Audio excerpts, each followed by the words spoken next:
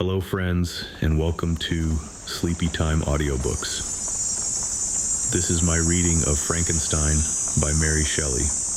I have designed my audiobooks to help with the tinnitus, insomnia, and anxiety I experience from hearing loss and migraines. If you have a request for a book or specific therapy, please comment below. I will put links below to support the channel. Enjoy my reading of Frankenstein. Letter 1.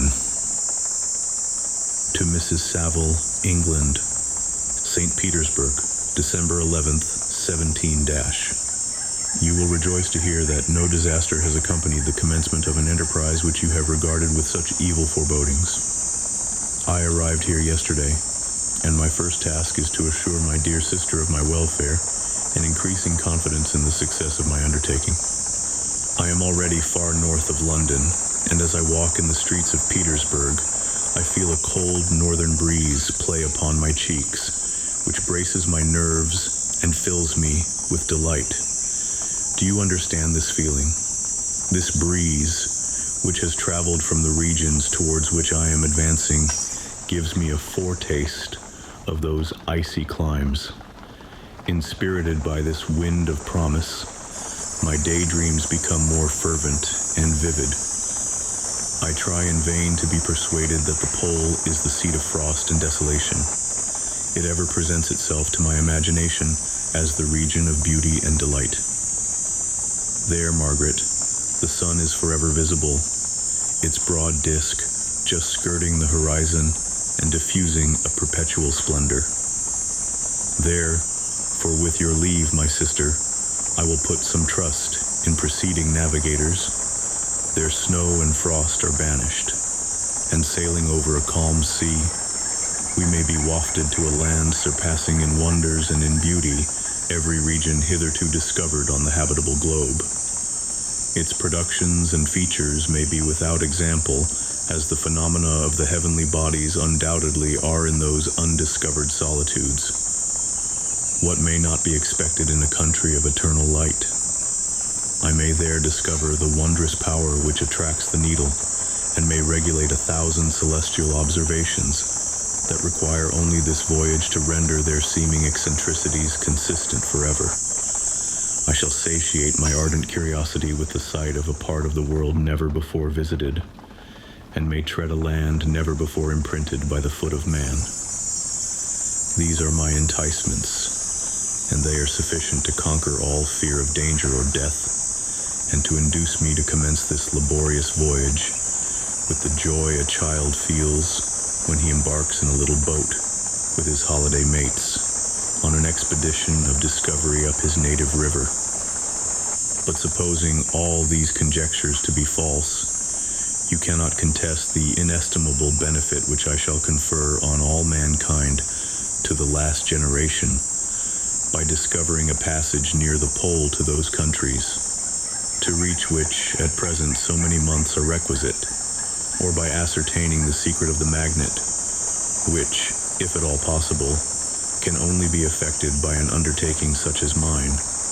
These reflections have dispelled the agitation with which I began my letter, and I feel my heart glow with an enthusiasm which elevates me to heaven. For nothing contributes so much to tranquilize the mind as a steady purpose, a point on which the soul may fix its intellectual eye. This expedition has been the favorite dream of my early years. I have read with ardor the accounts of the various voyages which have been made in the prospect of arriving at the North Pacific Ocean through the seas which surround the pole. You may remember that a history of all the voyages made for purposes of discovery composed the whole of our good Uncle Thomas's library.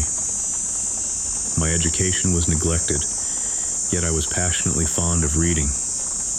These volumes were my study day and night, and my familiarity with them increased that regret which I had felt as a child on learning that my father's dying injunction had forbidden my uncle to allow me to embark in a seafaring life. These visions faded when I perused, for the first time, those poets whose effusions entranced my soul and lifted it to heaven. I also became a poet, and for 1 year lived in a paradise of my own creation. I imagined that I also might obtain a niche in the temple where the names of Homer and Shakespeare are consecrated. You are well acquainted with my failure and how heavily I bore the disappointment. But just at that time I inherited the fortune of my cousin, and my thoughts were turned into the channel of their earlier bent. 6 years have passed since I resolved on my present undertaking. I can, even now, remember the hour from which I dedicated myself to this great enterprise. I commenced by inuring my body to hardship. I accompanied the whale fishers on several expeditions to the North Sea. I voluntarily endured cold, famine, thirst, and want of sleep. I often worked harder than the common sailors during the day, and devoted my nights to the study of mathematics, the theory of medicine, and those branches of physical science from which a naval adventurer might derive the greatest practical advantage. Twice I actually hired myself as an undermate in a Greenland whaler, and acquitted myself to admiration. I must own, I felt a little proud when my captain offered me the second dignity in the vessel and entreated me to remain with the greatest earnestness, so valuable did he consider my services. And now, dear Margaret, do I not deserve to accomplish some great purpose? My life might have been passed in ease and luxury, but I preferred glory to every enticement that wealth placed in my path. Oh, that some encouraging voice would answer in the affirmative.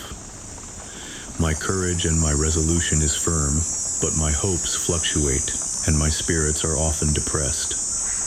I am about to proceed on a long and difficult voyage, the emergencies of which will demand all my fortitude. I am required not only to raise the spirits of others, but sometimes to sustain my own when theirs are failing. This is the most favorable period for traveling in Russia. They fly quickly over the snow in their sledges. The motion is pleasant, and in my opinion, far more agreeable than that of an English stagecoach.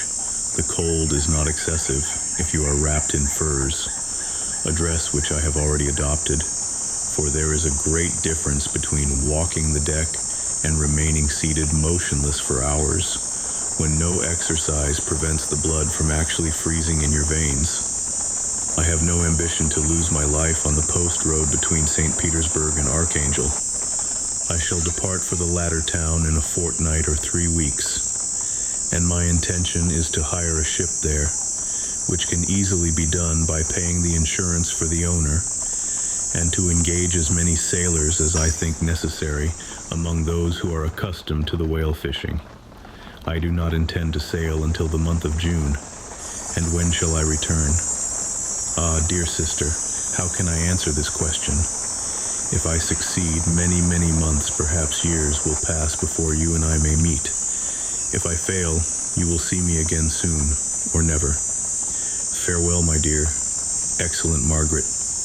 Heaven shower down blessings on you, and save me, that I may again and again testify my gratitude for all your love and kindness. Your affectionate brother, R. Walton.